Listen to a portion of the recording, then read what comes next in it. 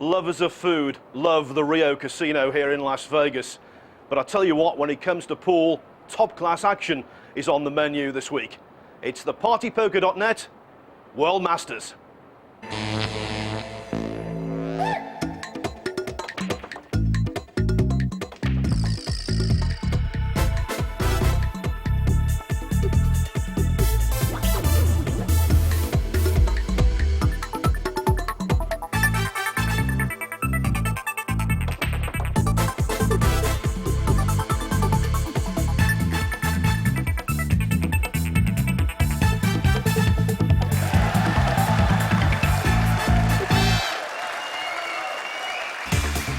Fun and food, showbiz and sport, whatever you're looking for, you'll find it in Las Vegas, the entertainment capital of the world.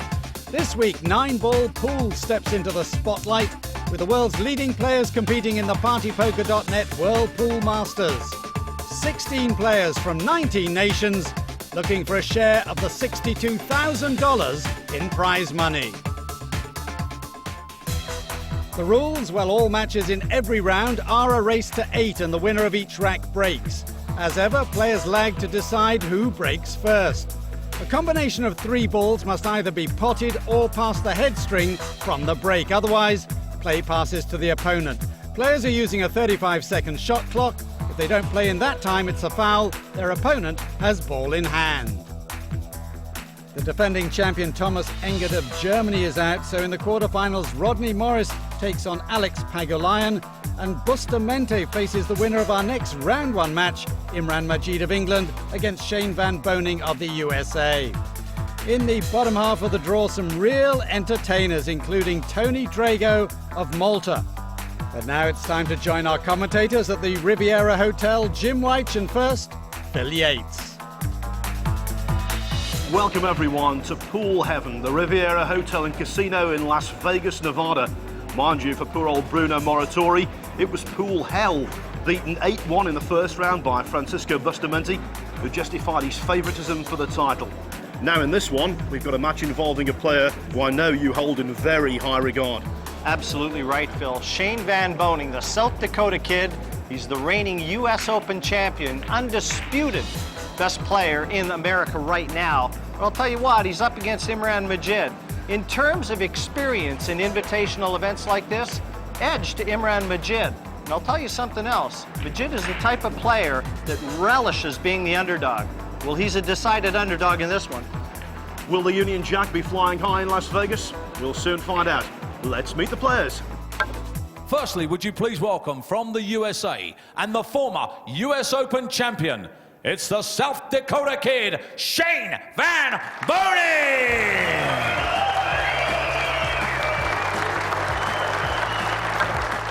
My name is Shane Van Boening, and I'm representing the United States, and my nickname is South Dakota Kid. Career achievement is I won the U.S. Open, won the World 10-ball tournaments, and I won a lot of, tournaments in the country. So. And ladies and gentlemen, would you please welcome all the way from London, England, and a member of the European Mosconi Cup team, it's the Maharaja, Imran Majid! My name's Imran Majid, and I'm from the UK, and my nickname's the Maharaja, which means Indian King.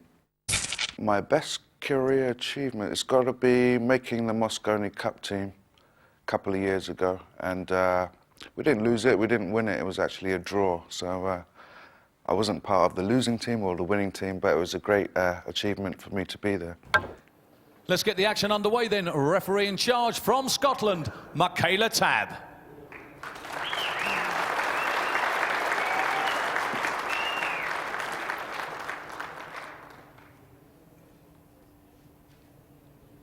Continuing on with first round action here, Imran Majid up against the reigning U.S. Open 9-ball champion Shane Van Boening, the South Dakota kid, Sioux Falls, South Dakota, without a doubt, the best American player to come down the pike in some time. Phil, this is a very, very tough draw for Imran Majid. It is, and he was given a sporting reception by this Las Vegas crowd, but the warm welcome that Shane Van Boening received told us he's the home hero. And look at that lag. I wonder if that's going to be an indication of how tight this one's going to be. Just won, and I mean just, by Shane Van Boening. Thank you. Race to 8 racks. First rack, Shane Van Boening to break. And you've heard our referee, Michaela Tabb, set the stage. It's a race to 8. And Van Boening to kick things off. Here, coming to you from the Riviera Hotel and Casino in Las Vegas. What a venue for the Whirlpool Masters.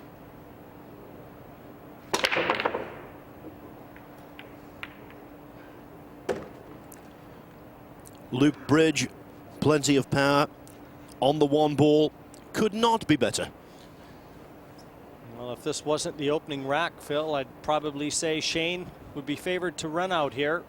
But given that it's the first rack, you know that nerves are going to be playing a role. And even though this one is available, nothing a formality on this match table.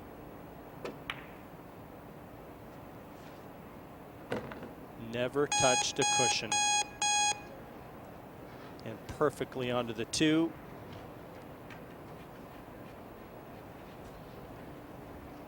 Three, no problem. 4 in the middle of the table. This looks ominous for Imran Majid. And when you come into a match as an underdog, and a prohibitive underdog as Majid is, the last thing you want to see is the favorite getting off the mark early and quick. And I think it's a tremendous thing for international pool that Shane Van Boening has come along, because a lot of people around the world, you say the name pool, it's synonymous with the United States of America. They need a top player on the international stage, a dominant force. They've had Earl Strickland, Johnny Archer, the likes of Rodney Morris over the last decade or so. Going back to the likes of Steve Miserak before that, well-known names. Van Boening could be right up there in that category. Phil, there's many pundits and well-versed pundits on American soil that feel that this young man has the potential to be one of the best ever. He's got all the parts. And just to let people at home know, Shane is deaf. You've got to look him right in the face when you communicate with him so he can read your lips.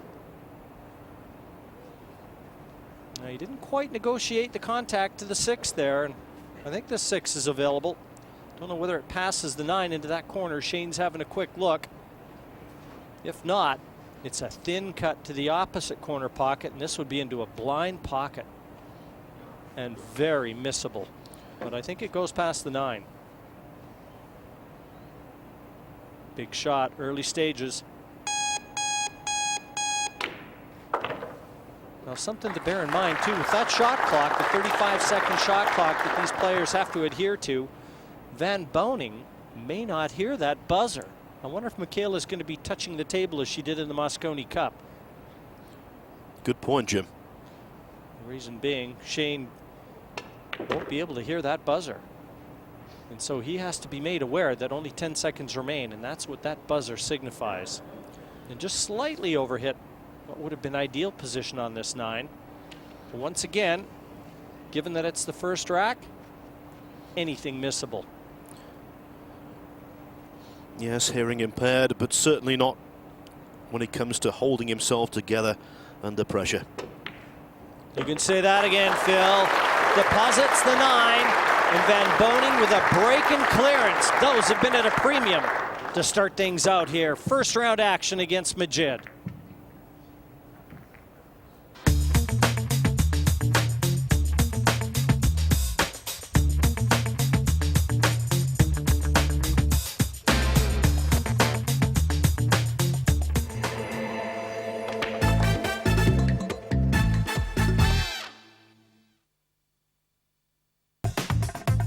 A missed 6 in rack 2 by Van Boening left Majid with an easy 3-ball clearance to level the match at 1-1.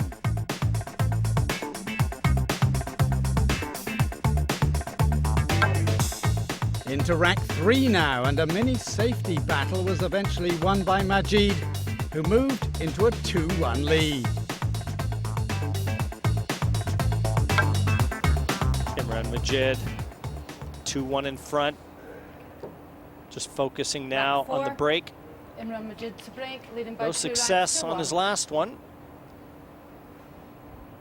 So he has to try and weigh this up.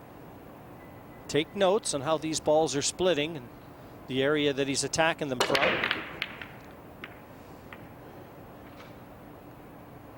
And I'll wager he won't be trying that one again. Well, the 1 ball is in the open. The 6 ball is quite adjacent to the top right-hand pocket. Just wondering whether it might be worth a combination, especially with the 2 over the middle. Well, when you see a break like that, too, where he brings the cue ball to the near cushion, that's a cut break. They're trying to make that one in the side pocket. And the players have already noted something that I was unaware of, is that the 9 ball is being racked on the spot. Normally it's the 1 ball that goes onto the spot. In this event, the 9 has moved up. Great shot from Van Boening, looking at the bank. Now he's having a quick look at the table. The 2's in the open. Just feather it back as we see this bank shot again. And that should lay the foundation for a Van Boening clearance. Gonna go back up the table for the pink 4 next, and then the only problem that I can foresee here, Phil, is getting back down for that orange 5. That's what he's eyeing up right now. He'll be thinking 3 shots ahead.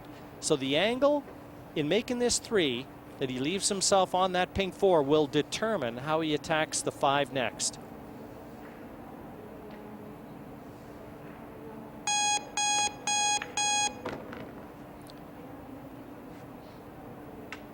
You described him, Jim, as being so solid. He's ultra reliable in this kind of situation, and that's why it came as such a surprise when, having won the first rack, he missed that green 6 ball to the middle pocket in the second.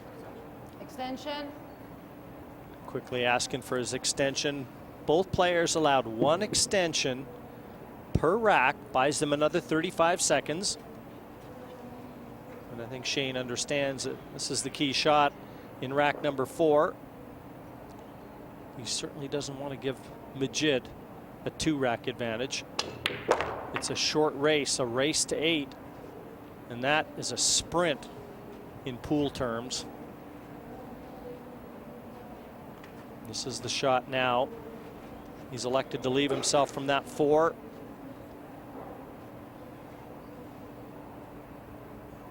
Great shot maker.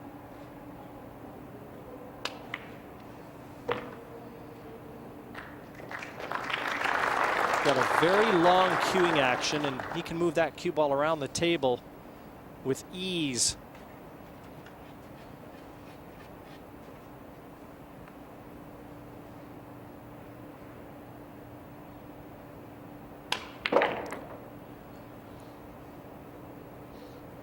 Anxiously tapping the table, willing that cue ball to come to rest.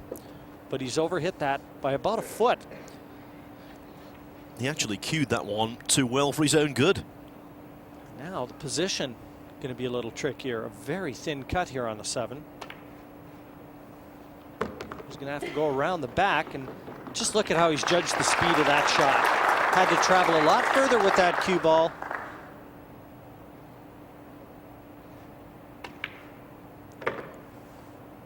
From Rapid City, South Dakota, Jim, and rapidly he's going to get back onto level terms. And back on level terms it is. A 2-2 score here from the Riviera. I use a Chon, and it is my mother's cue, and she handed it over to me, and I've been using it for a couple of years, and done a lot of achievement. So. We talked about the interesting storyline that followed Shane Van Boning's family history with playing pool. Well, guess what? That cue that he uses, it's a Schoen. It's about a 38-year-old Schoen cue that his mother used to play with. Gave it to him, and that's the cue that won the U.S. Open the World 10-Ball Championships. Rack And 5, heaven knows Shane how Van many Boening more to break titles 2 that racks. cue is going to see before it finds its way into the Hall of Fame. And no amount of cash would make him part with it. It's of sentimental value. It's of great pool playing value as well. Rack number 5, 2-2. That cue ball's been kicked, and thank goodness that one was there for Van Boening. Otherwise, that white would have gone straight into the corner pocket.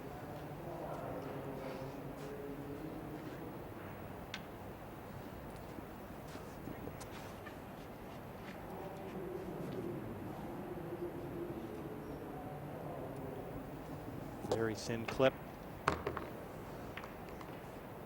Now, as he bumped that 4? Oh, he's all right. You know, he actually practices, Shane Van Boening, at a place called Lucky Billiards in downtown Sioux Falls, and it doesn't matter how good you are at this game, a little bit of luck always comes in very handy. Well, he's just called for his extension. Now, I thought that 4 was nuzzled up to the 5. Now I see it's the 3, and I also see now the problem that Shane has created for himself. Putting that 4 in front of the 3 is just taking away the obvious pocket, and this is going to be a very precise positional effort from Van Boening to get position from the 2 to the 3 here. Draw this back and try and develop that 3. That was the danger. Has he still left it available? I think he has. And that applause you hear is from the people in line with the shot. Well, I know it doesn't work like this, but after a shot of that quality, he deserves to be on it. And here, Phil, it looks like he can try and draw this back off the 2 cushions and get the 4 into the side pocket. Bottom and left-hand spin into that white.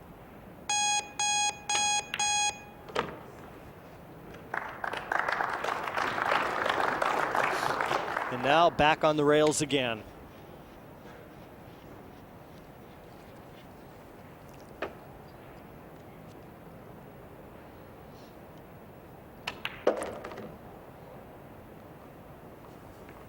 He played that with a lot of left-hand spin, and I question his judgment. That had to be a bit of a mishit. There's no way he would have been wanting to take that cue ball anywhere near the 8. Just overdrew that. And a little tougher shot on the 6 than he really should have had.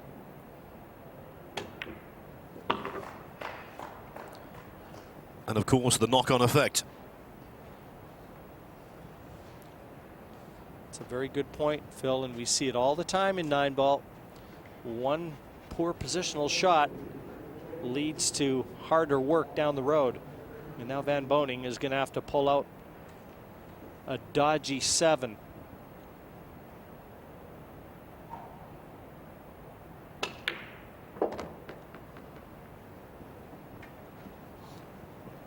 And on it goes. Surrender position on 1 ball. You can often surrender position on 2 or 3 and just have to keep digging yourself out of trouble. This is Shane's first Whirlpool Masters invitation. And his list of achievements is notable already at his tender age. This would be another feather in his cap.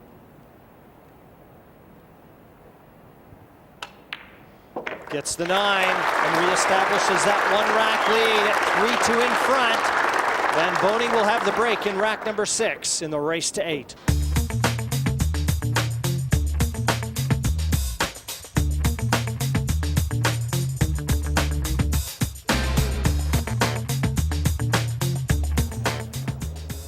Rack 6, Shane Van Boening to break, leading by 3 racks to 2. Shane Van Boening, what a year he had in 2007. You know, he was named Player of the Year by 3 major Q Sports publications right here in the United States. The Billiards Digest, Inside Pool and Billiard Magazine. He really was a dominant force. Well, he threw a lot of fear into all the pool players and won just about everything he entered. But he still takes everything in his stride, does Van Boening. He enjoys a little golf and fishing when not at the pool table. I think that's important for all players. I think they need that break. And Imran, well, he likes to take in the movies and hit a few of the nice restaurants back in London. He's fluked the 7. And that means he's going to have another chance to try and tie Van Boening up here. He'd rather be shooting this than leaving this to Shane. Just bump it over to the right-hand side and try and hide behind a color.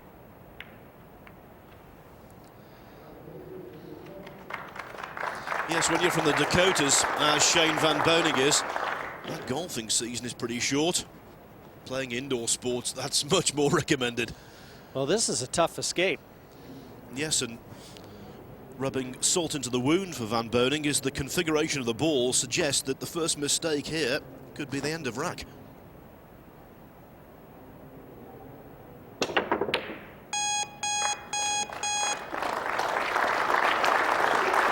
What a hit. I mean, look at the cue ball still spinning. He hit that one ball Reset dead ball, on the please. nose and at tremendous speed.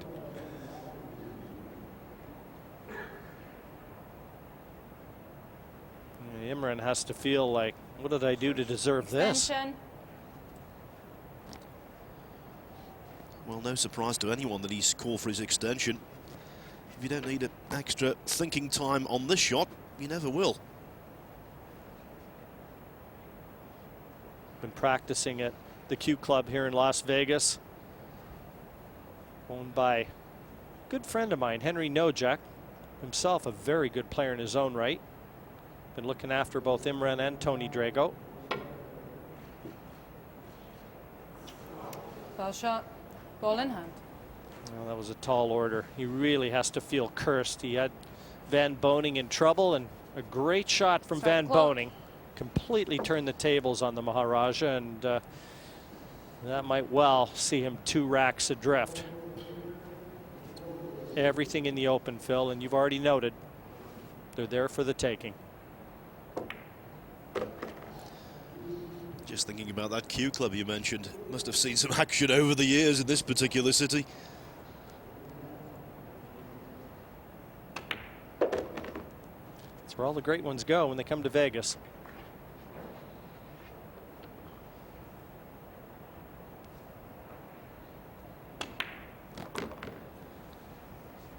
Las Vegas, well, mixed emotions, I suppose, for Van Boening. Certainly last year, he was runner-up to Dennis Ocolo in the 2007 BCA Open, right at this very hotel and casino, the Riviera. He was also runner-up to Alex Pagulayan in the World Summit of Pool, and he made his Mosconi Cup debut, as we've mentioned before, playing for the USA at the MGM Grand in December. But he was on the losing team. Yeah, runner-up there in a 2-horse race. But Shane can easily erase all those memories with a great performance here, and he is definitely one of the players that can hoist the trophy when the smoke clears here in a few days' time. Yes, he missed the green 6-ball to the opposite middle pocket in rack number 2, but no mistake this time. He's going to double his lead.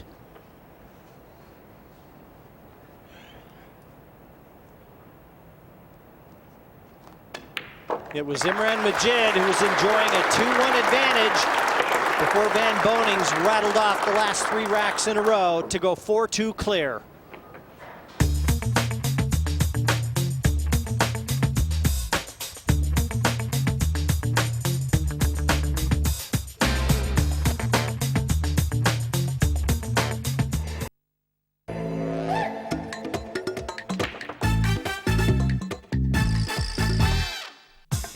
Into rack 7, and with 2 balls down off the break, Van Boening played a poor safety and allowed Majid to grab his chance and win the rack to trail by 1 at 4-3. Coming up, rack 8. 4-3, the deficit, bringing Majid back to the table to break. Now he's gone to the other side. Let's see if he enjoys success here. Oh, Ball. overhit that. Ball Too in. much adrenaline in that Q arm. And at this level,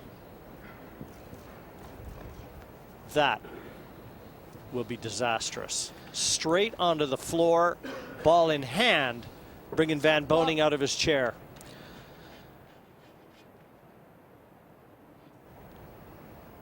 Just having a little chat with himself.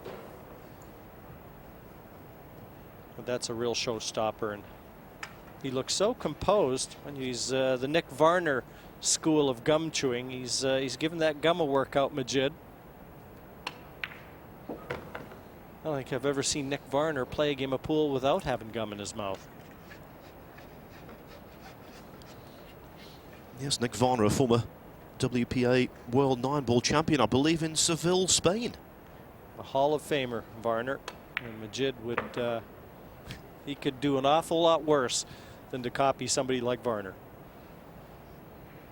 Just flick that 4, just to make things a little bit more difficult. Now, have to straighten up the angle off this cushion with a little side spin.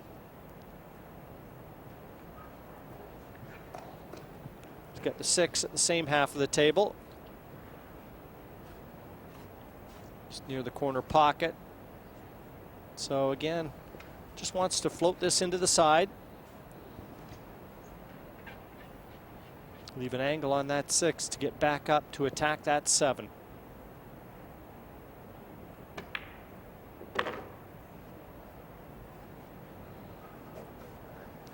You know, this is tricky. He's kind of brought the side pockets into the equation with this shot. And Shane's going to have to be careful. The angle that he's got is going to take the cue ball across the face of the table twice, bringing it back over the left-hand side. And a miss hit here. You'll see that cue ball find one of those side pockets. So he's really got to guard against that.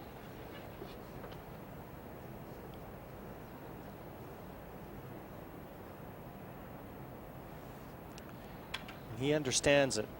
He really traveled a bit too far. He'd like to be able to have spun this around the back of the 8.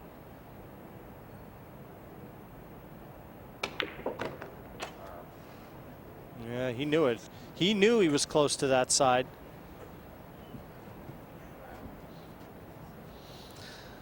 There's a little grunt there. I think when he actually made contact with the first cushion, he was a little concerned. Well, more than a little concerned. Now that the white has remained on the table, I think he's greatly relieved.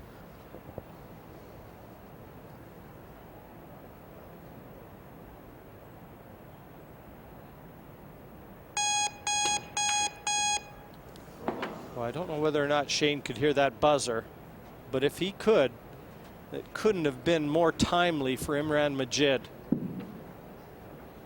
What a mistake from Van Boening. And he knew he couldn't get up from the shot because he'd already taken his extension on the previous one. Turning point, maybe? I've given him the excuse of not being able to hear it, but, well, it almost put me off. It was right in the middle of his backswing. Oh! What's going on? That ball almost sounded like it hit the back of the pocket. But I think it just rattled. And that hollow sound that you hear when a ball hits both knuckles, let's watch it again. Yes, it did. It rattled. Just a little carelessness, but he got lucky in the leave.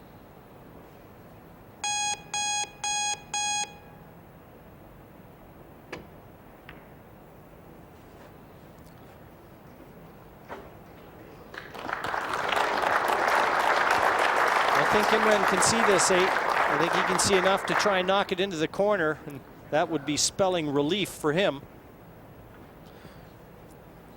Well, after missing such an elementary pot on his previous visit to the table, if he were to stroke this one in, every credit. And he's got to take it on, Phil. And I think he is.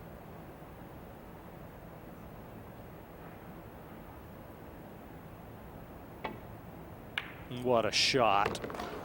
What a shot. Now he can forget about the 8 that he missed. And again, taking nothing for granted. No prisoners. Eyeing up the 9.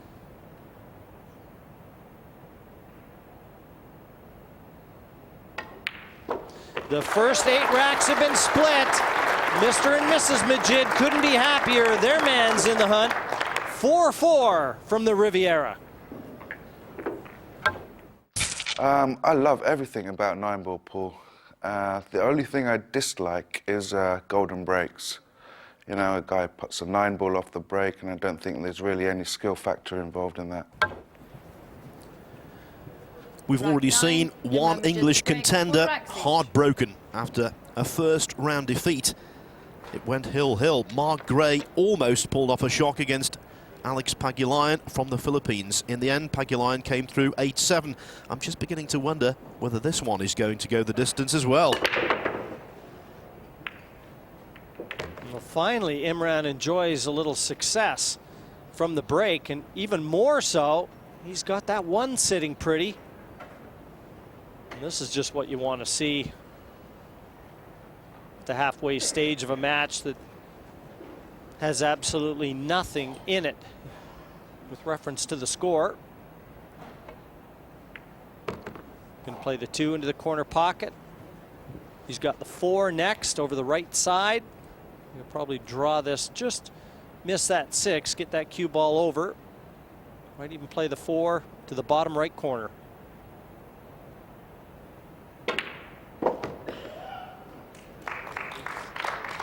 Could have made that easier. This is the big shot in this rack. And once again, evidenced by the fact that he's taken his extension and a little bit more time. He knocked in a terrific 8 in the last. He needs this one.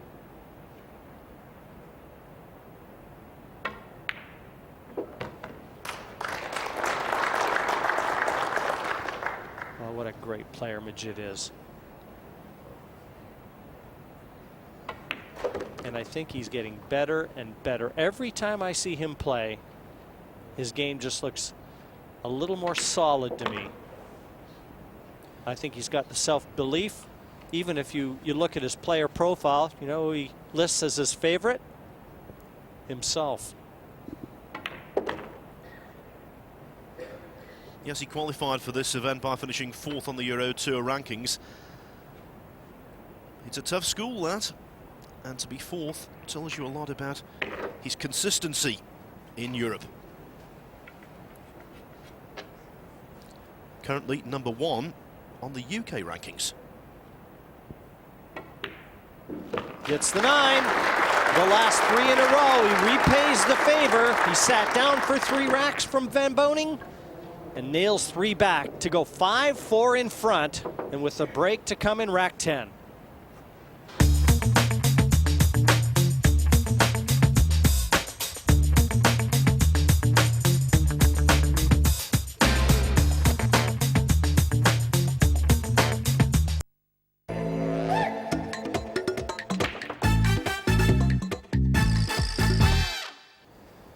Rack 10, Imran Majid to break, leading by 5 racks to 4.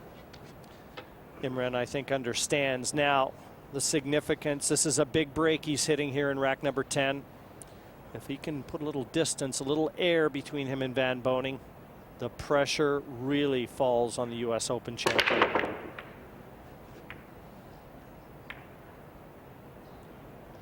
Oh, but when he needed a break, it deserts him. But the saving grace, the 2 and the 3 on the left-hand side, lock up. And that means that even a shot at the 1 might not well afford the winning line in this rack.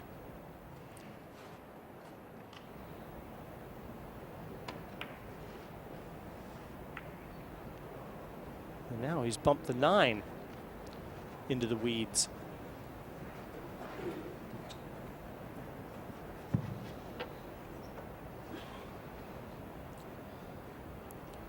He looks a little, well, I don't know what's the word, disconsolate right now. He's certainly not happy with the way that he's playing.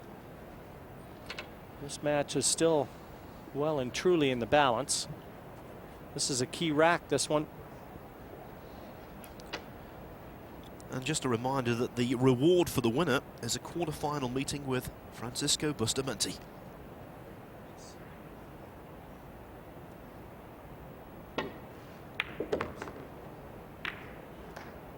Great shot from Imran Majid. One good look with the angle to dislodge those, and he has instantly matured the situation to one of some merit.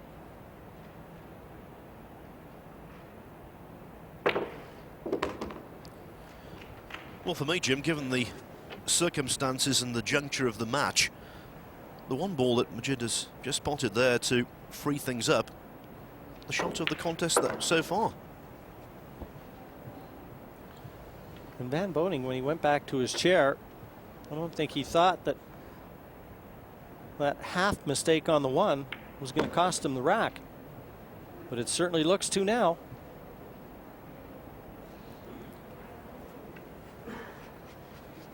Not sure what the odds makers would have put down as far as this match is concerned, but I'll wager that Van Boening was at, better than a 2-to-1 favorite to win this match.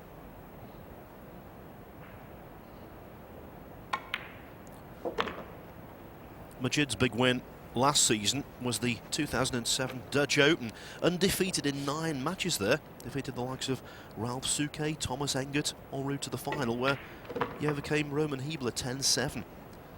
Big names to defeat. He's not frightened of opponents, regardless of reputation, and he's not frightened of occasions either.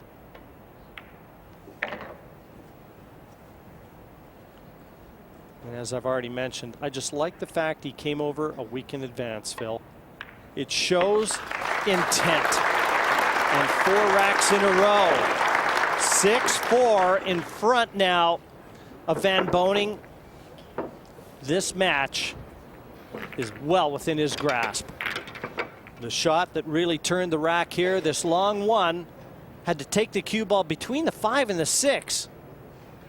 And just look how they developed. Couldn't have been better. Fully deserved, though. That had a lot of risk to reward ratio attached to it. And Majid, brave. Rack 11, Imran Majid to break. Great leading by execution. 6 racks to 4. Yes, he's a Brit, is Imran Majid, so let's use some British terminology. That was on the noggin. A 6-4 lead. A good break here would cement his advantage.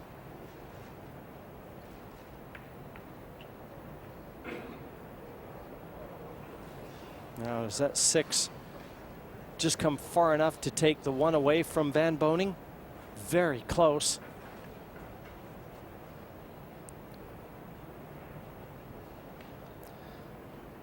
And it looks like it just has.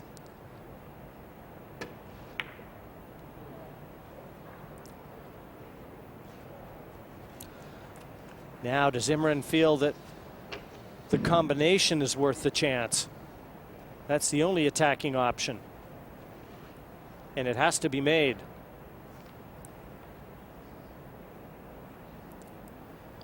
It always seemed to me there that if he was going to miss Van Boening, he would miss by hitting the ball on the thick side, and that's what happened. This is not straightforward, but I think it's an easier option than the one Van Boening had. Well, the green struggles in, but no position, or at least no easy position on that one ball. Imran's snooker background will put him in good stead with this shot. He's got to play this. The 2's on the left-hand side of the table, actually the ball nearest the 1. And to be able to attack that 2 into the same corner he's playing the 1. Just a little bit of left-hand spin applied to that white.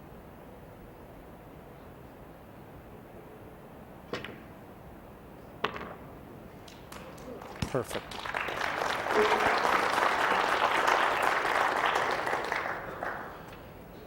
The shot and the prediction. Shrug of the shoulders from Jim White. He's been there, done that, called 1,000 shots like that before. Stop the clock. Stop the clock. Reset it, please. Well, he jumped up off the cue. I wonder if he wants the cue ball cleaned. Well, there was something that put Imran off and had him jump off the cue.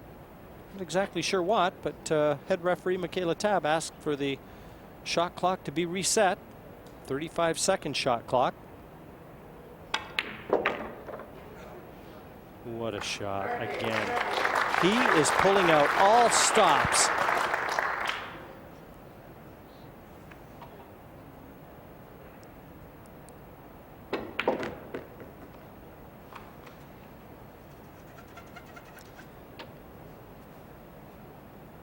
One more good positional effort from the 4 to the 5, and it almost looks like you can play this in a manner, Phil, to go around. Play this with a lot of left-hand spin. You can just dolly it in and play the 5 to the side too. He takes the easier option. It has been, you know, impressive stuff from Imran Majid. A man on a mission. If he were to win this tournament, he'd have a great chance of regaining his Mosconi Cup place that he earned in 2006. And that's one of his big ambitions in this game. I mean, he's letting his cue do the talking in this match. He hasn't missed anything. I mean, he hasn't broke well, but every time he's come to the table with a rack-winning opportunity, he's nailed it, and that's the difference.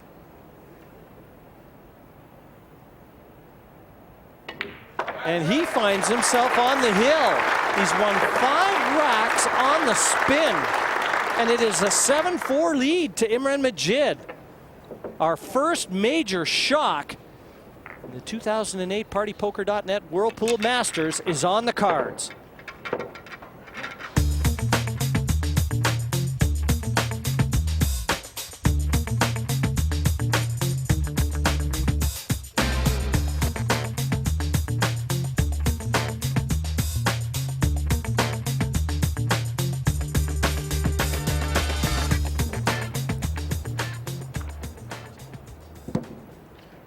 Standing up, Rack 12. awaiting Imran Majid to break, leading the by last 7 break racks he'll to hit in 4. this match.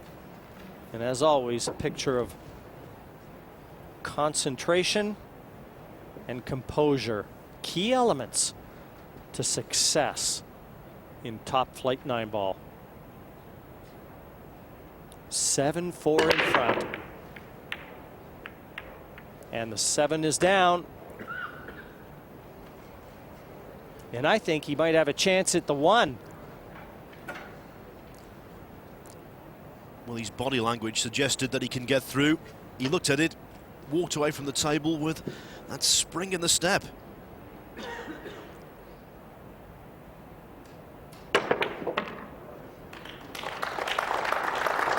He's lucky he didn't snooker himself behind the 5. You know, what a shot now that Imran faces. He can get through to this 2 ball, but he almost took that cue ball right back in behind the 5. Into the long corner pocket. If he gets this in position to the 3. Extension. I think Van Boening can check out.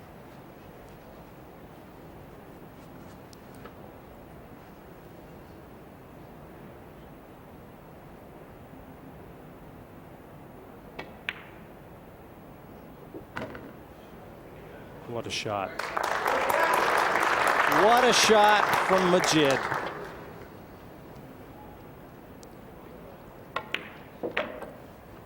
Whether the American fans here like it or not, they have to acknowledge the man at the table right now would be a deserving winner.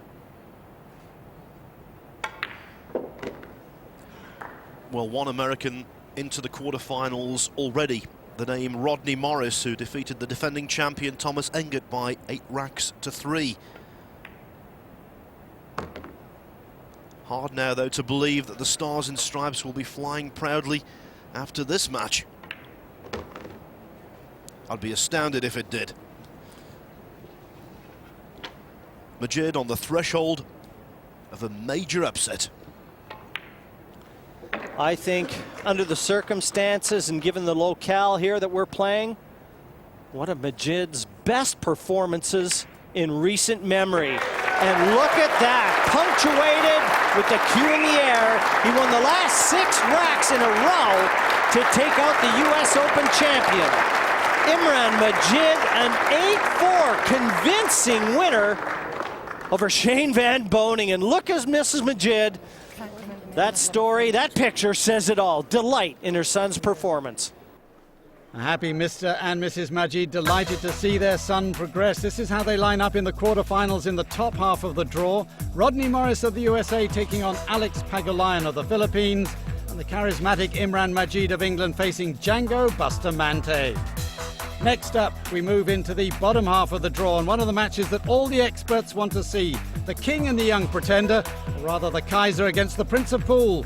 39-year-old Suke against 18-year-old Ku in the partypoker.net World Pool Masters.